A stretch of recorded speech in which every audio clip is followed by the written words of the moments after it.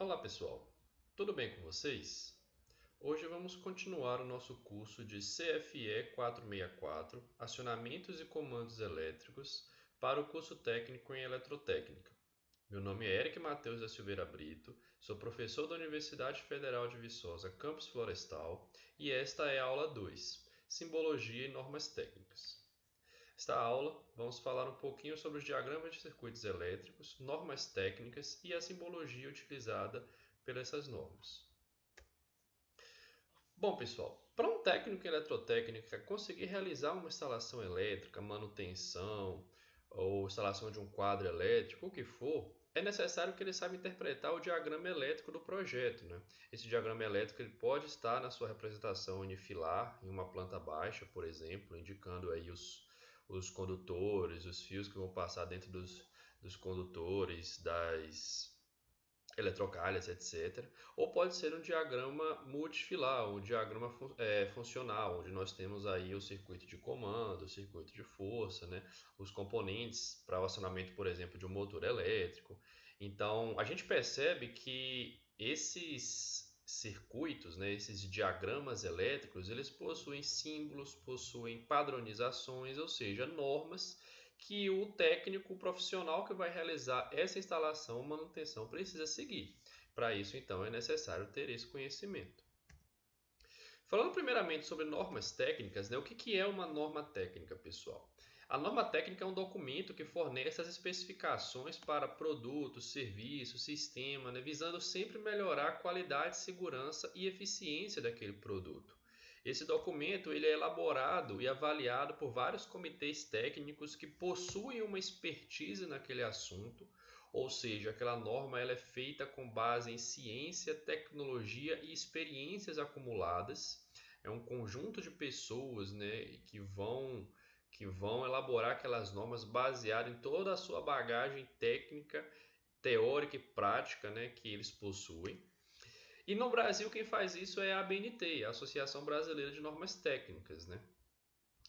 Vocês devem conhecer muito, falar da ABNT, principalmente em normas utilizadas para escrita de textos acadêmicos ou então para segurança em instalações elétricas e etc, o que é muito comum, né? Mas a Associação Brasileira de Normas Técnicas, ela define normas basicamente para todo o contexto comercial, industrial, não somente na área de elétrica ou na área de produção textual, né? O interessante é que essas normas elas são de uso voluntário, elas não são obrigadas por lei. Tipicamente falando, nós vamos ver que tem algumas exceções, mas a norma ela vem da BNT, que é uma organização sem fundo lucrativo, que ela vai te dar uma sugestão de procedimento, né? Então, se você vai acatar aquela sugestão ou não, em teoria você não é obrigado.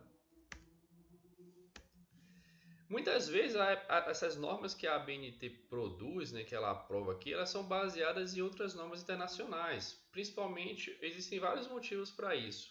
Um, é, Vamos supor que está chegando aqui, vou dar um exemplo, está chegando aqui no Brasil a tecnologia de painéis fotovoltaicos, né? Está chegando não, já deve ter aí uns 5, 6 anos que se intensificou. E a norma brasileira para a utilização, por exemplo, de inversores fotovoltaicos é baseada numa norma internacional, numa norma europeia.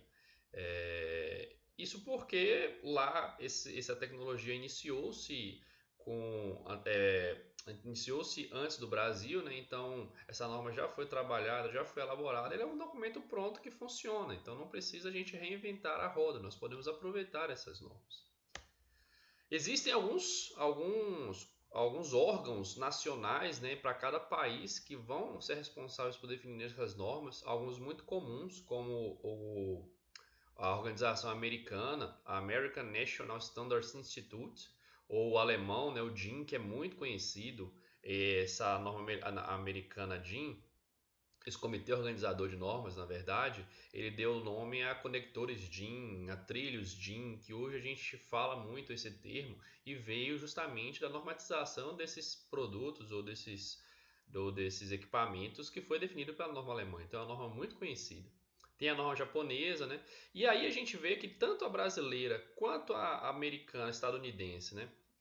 quanto a alemã e a japonesa, elas são normas de países, né? São normas nacionais. E todas essas normas elas vão fazer parte de um comitê de organização de normas internacional, que é o chamado ISO. Então, o ISO nada mais é do que um comitê composto por mais de 160 países, com o objetivo de que as normas elas possam ser padronizadas entre os países também. Imagina você comprar um equipamento de fora e ele vir com uma norma totalmente diferente da sua. Isso pode acontecer, tá, gente? Eu não estou dizendo que todas as normas internacionais elas são iguais, mas há ali uma conversa, uma comunicação, uma padronização entre essas normas e quem faz isso é a ISO. Muitas vezes a ISO lança uma norma de determinado produto ou serviço e todos os países acatam aquela ISO, né? Só que essa ISO ela vai atender, ela vai atuar em basicamente todo o contexto de padronização de processos, serviços e produtos, né?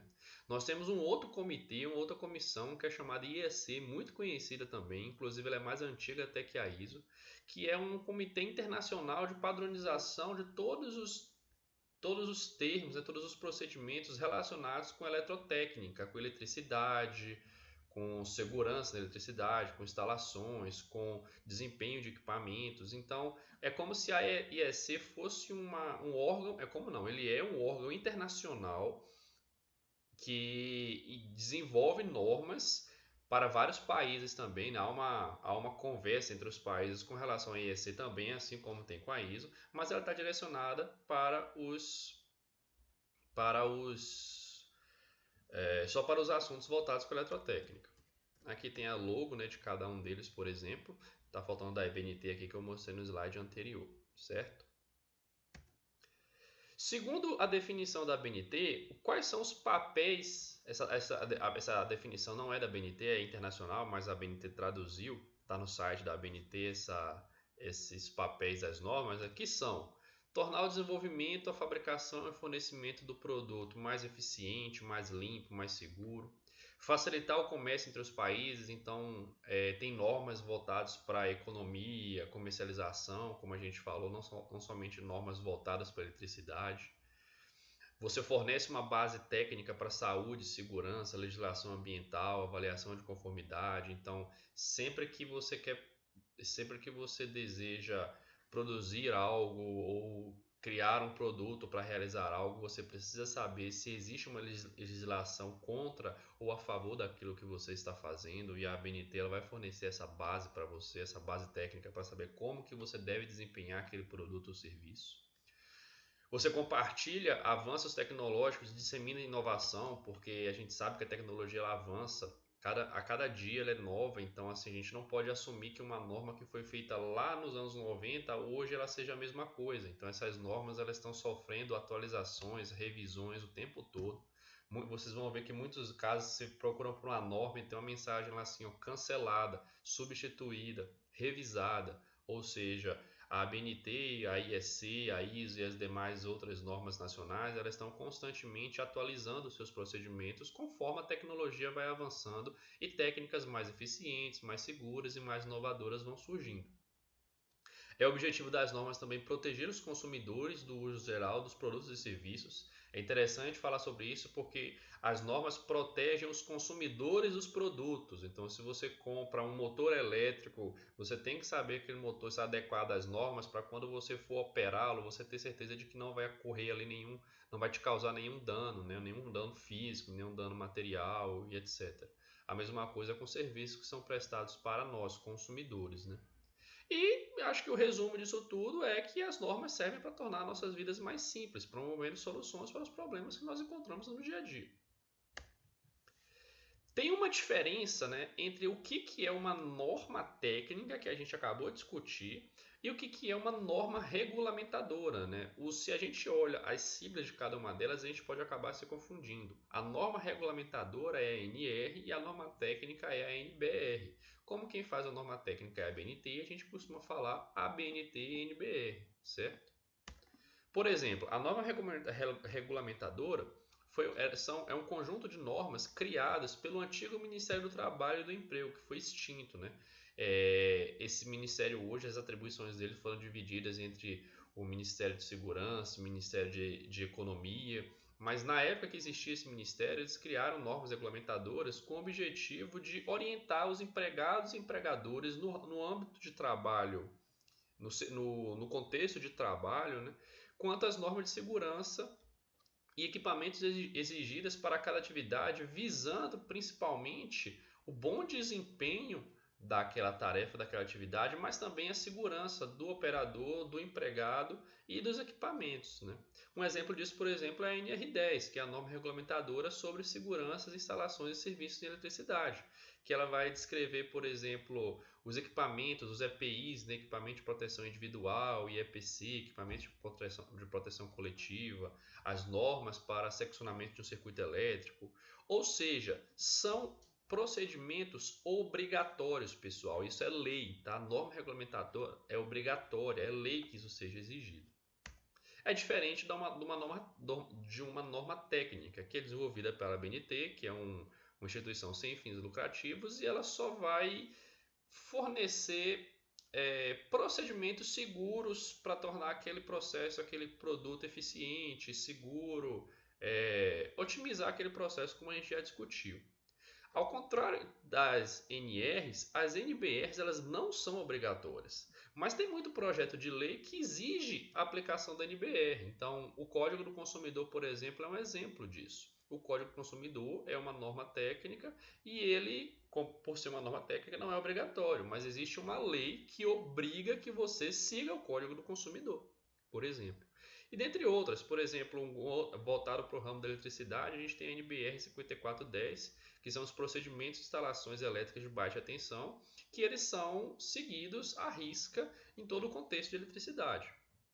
Um outro detalhe muito interessante aqui, pessoal, é que esse uso não obrigatório dessas normas técnicas ele é um pouco subjetivo.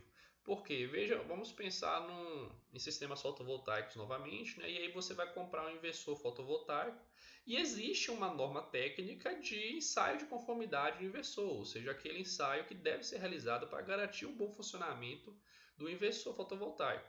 E aí você tem três marcas. Duas delas seguem a norma técnica brasileira, que é baseada na norma técnica,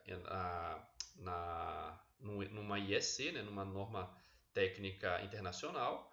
E uma dessas marcas não segue, tipo assim, fez um inversor que a gente não sabe dizer, ele pode ser melhor, ele pode ser pior, mas a gente sabe que ele não segue os procedimentos descritos na norma. Você vai comprar essa terceira opção? Então meio que você não é obrigado, mas o mercado te força a adequar os seus procedimentos a essas normas, porque é uma segurança que o consumidor tem e o consumidor vai sempre procurar comprar, adquirir aquele produto ou serviço que segue as normas. No contexto de eletricidade, pessoal, principalmente falando aqui de comandos elétricos, a padronização nas normas técnicas também com relação à simbologia utilizada nos projetos, que foi o primeiro slide dessa aula que a gente viu. É necessário que a gente saiba interpretar essa simbologia, uma vez que ela tem por objetivo estabelecer os símbolos gráficos adotados naquele circuito elétrico, ou naquele desenho técnico, naquele diagrama unifilar, multifilar, diagrama funcional, que a gente deseja ler, interpretar e executar. Então, várias normas, a ABNT, elas são responsáveis por definir a simbologia dos componentes de circuitos. Existe a norma para a simbologia de instalações residenciais, tem a norma de grandezas elétricas e componentes elétricos de uso geral e etc. E aí tem um documento que faz uma comparação entre os símbolos, a simbologia da ABNT, das principais organizações de padronização nacional que eu apresentei aqui e o que a gente vai ver agora nesta aula. Esse documento é da Companhia Siderúrgica de Tubarão, um cenário do Espírito Santo, tá? Que apresenta essa tabela que nós vamos ver nos próximos slides, comparando ao símbolo, a simbologia de diferentes contextos de eletricidade, e aí ela vai comparar essa simbologia com diferentes normas, né? A ABNT, a alemã, a americana, a japonesa, a IEC, etc. Nós vamos focar aqui, pessoal, na ABNT, né? Muitos desses símbolos eu tenho certeza que vocês já sabem. E essa tabela serve como uma conversão. Se você compra um equipamento de fora, por exemplo, que ele vem segundo padronização da IEC, e você não tem certeza em como vai utilizar ele na BNT, você pode consultar essa tabela ou por esta aula ou por este documento para ver como que é a melhor forma de corrigir e converter essa simbologia para o padrão brasileiro. Um detalhe é que no nosso curso aqui nós vamos sempre utilizar, sempre priorizar a utilização da simbologia definida pela norma da BNT. Então, começando aqui, nós temos as grandezas elétricas fundamentais, né? Como que a gente define que é corrente contínua, corrente alternada, exemplos de como que a gente representa a corrente contínua monofásica em 60 Hz, trifásica. Muito disso daqui eu mostrei para vocês na nossa aula 1, né, de definição do circuito de alimentação, tanto do circuito de potência quanto do circuito de comando. Então, isso aqui está tranquilo, eu imagino, para vocês. Alguns símbolos de uso geral também, definição do que é terra, o que é massa, né? O terminal positivo, negativo, uma identificação de tensão perigosa aqui, não é muito comum utilizar também em sistemas de mais elevada tensão, subestações, por exemplo, etc. Ligações em delta, em estrela, triângulo e etc, com neutro, sem neutro. Alguns componentes de circuito, pessoal, resistores, indutores, capacitores, né? A gente percebe aqui que nesses componentes há uma variação bem interessante com relação às normas americanas, a IEC, né? E a gente consegue perceber também que aparentemente a BNT ela foi bem padronizada, bem comparada com a norma alemã, como muitas outras normas brasileiras foram, né? Então tem aqui o símbolo do resistor, o símbolo do capacitor, o símbolo do indutor, né? O símbolo do diodo também, do dispositivo semicondutor. Mais voltado aqui agora para comandos elétricos, né, aqui a gente consegue ver a simbologia de dispositivo de sinalização óptica e acústica. Né? Sinalização óptica seria LEDs, lâmpadas, painéis luminosos, indicadores. E sinalização acústica seriam buzinas, campainhas, buzzers, cigarras, etc. Sirene.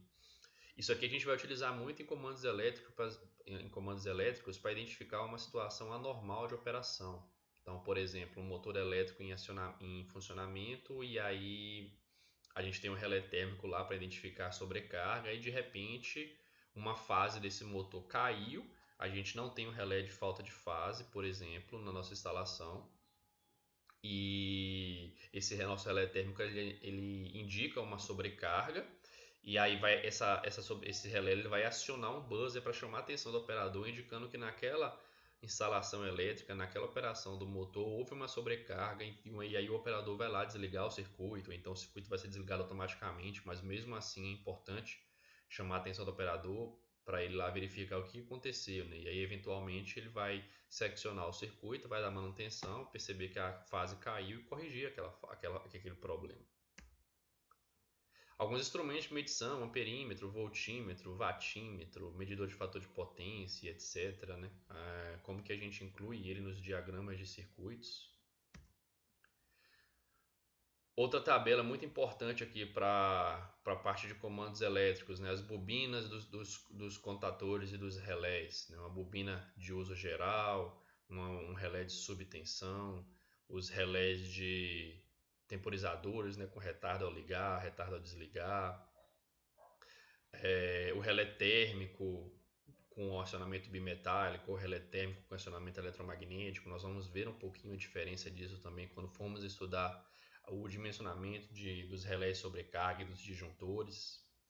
Então, essa padronização aqui é muito importante para os circuitos elétricos, pessoal, para comandos elétricos, porque normalmente a bobina de um contator de um relé é o elemento final de acionamento num circuito de comando. Né? A gente quer fazer a manobra do contator através do acionamento dessa bobina. Então, aí a gente vai utilizar esses símbolos. Outra tabela muito importante é a dos contatores, né? O que é um contato normalmente aberto, contato normalmente fechado, um contato comutador, um contato normalmente aberto temporizado, né? Então ele vai, quando der o tempo ele vai fechar, ou quando ele der o tempo ele vai abrir. Um contato com comando manual, um contato com comando via bobina, um contato com comando via pressão, via temperatura, etc. Contato com a bobina, manual, ele pode ter retenção ou não, ou seja, ele volta à posição original quando você solta o botão, ou ele não volta, ele mantém o estado, etc. Né? Então é uma tabela de que a gente vai utilizar demais quando a gente for fazer o circuito de comando do nosso acionamento. Alguns dispositivos de proteção que a gente viu também, fusível seccionador, disjuntor seccionador, seccionador tripolar, seccionador com o dispositivo de proteção contra a sobrecarga. Esse daqui é o que a gente chama de disjuntor motor, é um disjuntor tripolar que tem proteção contra curto-circuito, proteção contra a sobrecarga, ele tem tudo, né? Então é como se apenas apenas esse disjuntor fosse necessário para fazer toda a proteção do circuito de acionamento do motor elétrico, por isso que ele é chamado de disjuntor motor. Nós vamos ver um pouquinho sobre ele também mais para frente. Falando em motores, nós temos aqui como que deve ser o símbolo de motor de uso geral, de gerador, motor de corrente contínua, motor de corrente alternada, motor trifásico, motor em delta, motor em estrela, etc. Motor com gaiola de esquilo, motor de rotor bobinado. Transformadores também existe partidas de motores utilizando autotransformadores, então a gente vai utilizar, por exemplo, esse símbolo de autotransformador. Tem aqui os transformadores, né, bobina do transformador, com núcleo de ar, núcleo de ferro, etc. Isso aqui a gente não vai usar tanto assim não em comandos elétricos, mas é bom vocês terem o conhecimento.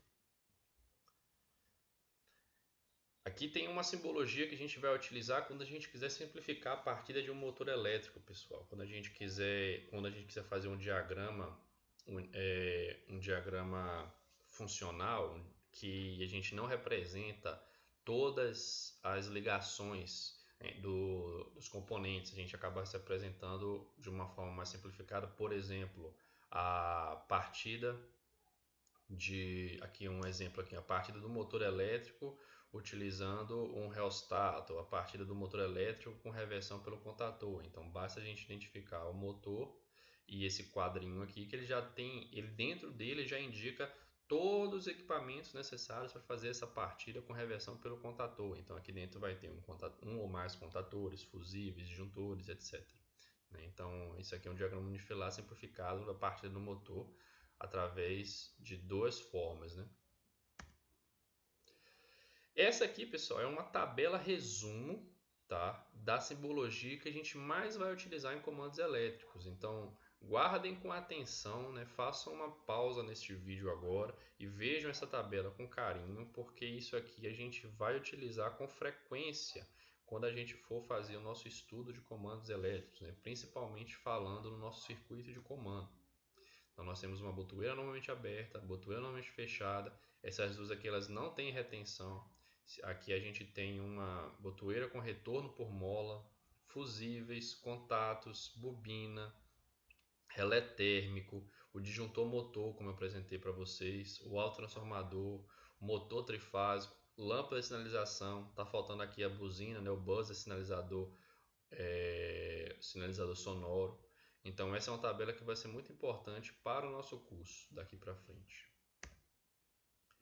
A nomenclatura dos componentes utilizados no circuito de comando e potência, pessoal, no comando elétrico, também é muito importante. E ela segue um determinado padrão também. Sempre que a gente for colocar um componente no nosso circuito, no nosso diagrama, a gente precisa dar um nome àquele componente, né? E esse nome normalmente ele vem com base em siglas, em símbolos, né? Em letras. Então a gente vai utilizar sempre a letra F para dispositivos de proteção, como fusíveis, relés térmicos, né? O H a gente sempre vai utilizar para dispositivos de sinalização, como LED, sinalizadores, sirenes, etc. O K é para todos os equipamentos de manobra, né? Basicamente nós estamos falando aqui de contatores e de relés. O M é para motores, é o mais fácil deles, né? O Q a gente utiliza ele para a gente pode utilizar ele para manobra também ou para seccionadores, né? Para disjuntores, chaves tripolares e etc. O S também pode ser utilizado para manobras, mas eles são mais utilizados para acionamentos de botões, equipamentos de manobra no circuito de comando, né? Como botões, chaves cogumelo, botões de comando e de posição, por exemplo. E o T a gente vai utilizar para transformadores ou autotransformadores, né? No que a gente vai utilizar numa alimentação, numa partida indireta do motor e etc. Também guardem com atenção essa tabela aqui que vai ser muito importante para o nosso curso. Por fim, nós temos uma tabela de cores que indica o padrão para dispositivos de comandos elétricos. Essa tabela ela é aplicada para botões, para LEDs, né? Todos aqueles equipamentos de comando do nosso circuito de comando. Então a cor vermelha a gente sempre vai utilizar para desligar ou para parar o equipamento ou para emergência dele, né? Pode ser então para uma parada de motor, parada de uma máquina, parada do ciclo de operação de um processo em geral, né? Aí o verde e o preto a gente utiliza o contrário do vermelho, seria para ligar, para partir, para iniciar o funcionamento. O amarelo a gente chama atenção sempre para uma condição anormal de funcionamento, então, por exemplo, deu uma sobrecarga, e essa sobrecarga a gente pode identificá-la como um LED amarelo, uma situação anormal ali que aconteceu e a gente precisa chamar a atenção do operador. Ou, por exemplo, imagine uma linha de produção que tem uma certa inspeção de qualidade. Por exemplo, peças quebradas, né? Então a gente tem um sensor que consegue identificar que determinada peça que está sendo produzida naquela linha de produção ela está danificada ou não. Então, se na contagem de peças produzidas a gente identificar que X peças estão danificadas, podemos acender um LED amarelo indicando que aquela linha de produção necessita de uma operação, de uma inspeção de qualidade, para ver por que tantas peças estão vindo danificadas assim, né? E aí o azul ou branco a gente vai utilizar para qualquer outra função que não seja nenhuma dessas acima, tá? Isso aqui é uma padronização, uma sugestão muito bem recomendada e seguida pelos projetistas de comandos elétricos. Bom, pessoal, espero que vocês tenham gostado dessa aula. Aproveito para convidá-los a conhecer as páginas e redes sociais do GCEP e até a próxima aula.